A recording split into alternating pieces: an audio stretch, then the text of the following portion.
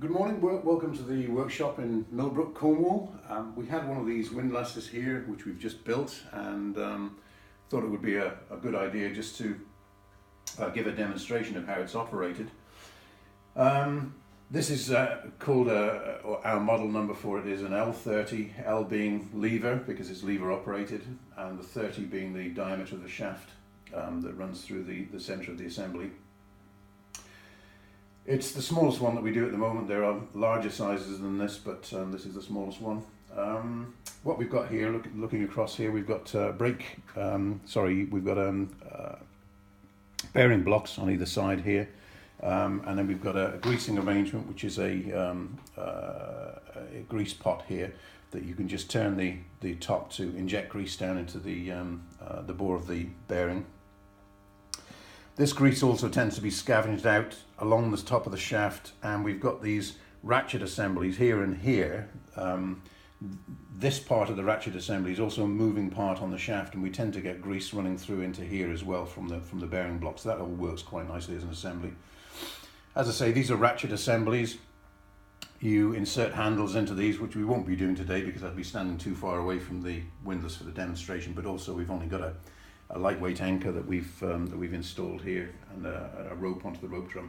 We don't have a chain for the demonstration because the customer sent us this gypsy and has his own chain back at the boat yard. So as I say, we're just using a rope and a lightweight anchor for the demonstration. So what you would do to operate this windlass is you take some chain, a few feet of chain, maybe 2-3 feet of chain, whatever works on your boat, out from the chain locker, and wrap that over the top of the gypsy, making sure the links are engaged again on the gypsy. And then before you go down to the anchor to push the anchor out, you'd make sure that this pole is engaged here. I'll just say that we don't normally use washers on these. That's just so that the customer can install it. He'll give us a size, and then we'll make up a spacer to go here and post it to him. So after you've made sure that this is engaged, what you do is you go down to the bow of the boat and you push the anchor out so that it's either out of the bow roller or over, hanging over the water, whatever you do on your boat, whatever works on your boat.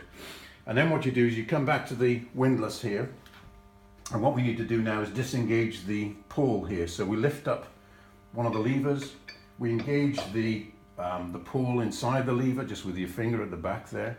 There's a way of doing that. It's very safe, but you have to know the geography of the windlass before you start to operate this. But it's very straightforward to do.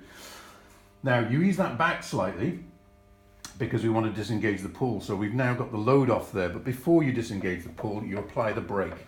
So you just crank the brake down here until that's nice and tight, and ensure that it's not going to go anywhere. Lift the pole up out of the way there, and then you lift this up slightly, and the little pole inside the ratchet assembly just drops out, and that's it. You can lay that back on the deck. So these are both laid back on the deck. Check that the poles are not engaged, which they won't be if they're laying that far back, and then you're ready to deploy the anchor. So you start to ease the brake off, and the anchor will start to drop, and then we'll stop that just where it is there because I want to demonstrate the next bit, which what you do now is you would so you might engage the handles again. We put out as much chain as we want to, so you just ease this back a little bit, put a hook onto the chain here with a snubbing line, so you'd hook that on and bring the line back to the bits maybe. Or you might tie it up to another cleat on the boat, and then just re-engage the pole back there and allow these dogs to disengage as well. You can do that, as I said, with your fingers. It's quite safe to do that, but you have to know the sort of layout of the arrangement of the ratchet arrangement before you start putting your fingers in there, obviously. And then you've got the pole back in, let the brake off, the load will go onto the snubbing line, and you would, if you didn't have sufficient slack, you could just put the pole back in now as a safety measure. I put it in beforehand, which is probably the wrong way around, but anyway, you'd put the pull back in and just as a safety measure, but the load would be on the snubbing line. The load is not on the windlass at this point in time. So okay, moved on. We've been at anchor now for a while, and what we're going to do is we're going to lift the anchor. So what we do is we come back to the windlass. We've got the pull already engaged. We make sure that the brake's off. We remove the snubbing line. We might need to come back in a little bit in order to do that. So in fact, we probably would. So we just ease back here.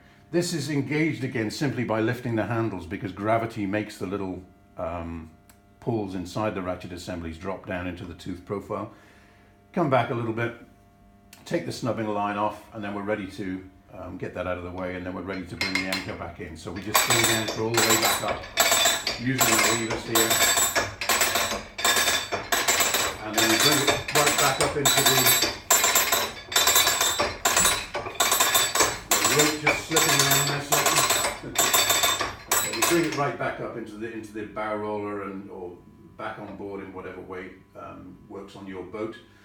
Secure the anchor back in position, and then the windlass, you've got the pull is engaged over here anyway.